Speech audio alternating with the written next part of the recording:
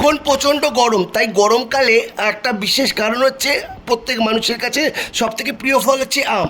সেই আম অনেকেই খায়, কেউ এমনি খায়, আবার কেউ আমের লস্যি খায়। তো আমের লস্যি তো লোকের দোকান থেকে তোমরা সবাই কিনে খাও, কিন্তু আমি তোমাকে যেভাবে বলবো সেটা হচ্ছে ঘরোয়া পদ্ধতিতে কীভাবে আম লস্যি বানাবে। প্রথমে আমগুলোকে ভালো করে জল দিয়ে ধুয়ে ভালো করে আমগুলোকে কেটে সে আমটাকে খুব ভালোভাবে একটা চামচ দিয়ে চেঁচে নেবে, এবং চামচটাকে আম দিয়ে চেঁচে নেবার পর আঁটিটাকেও খুব এমনভাবে চেঁচে নেবে যাতে আঁটির আমের গায়ে আঁটির কোনো অংশ লেগে না থাকে।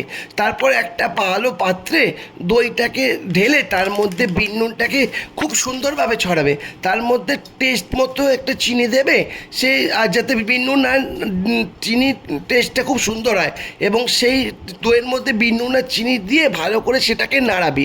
নাড়াতে থাকবে যতক্ষণ না সেটা মানে পরিমাণটা দেখতে ভালো হয় দইয়ের।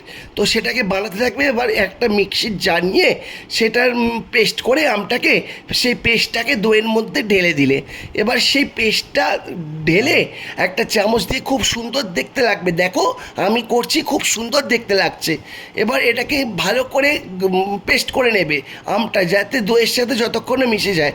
এরপর মিশে যাবার পর একটু পাতলা করার জন্য তোমাদের পরিমাণ হলে জল দিয়ে দেবে। এরপর তৈরি হয়ে গেল আম লস্যি, যাতে টেস্ট নুন চিনির পরিমাণ ঠিক থাকে, খেতে ভালো লাগে। দেখো গরমকালে কেনা আমলস্যি থেকেও বানানো আমলস্যি খেতে দুর্দান্ত দারুণ হয়েছে। আমিও খেলাম, আমার মাও খেলো, তোমরাও ট্রাই করতে পারো।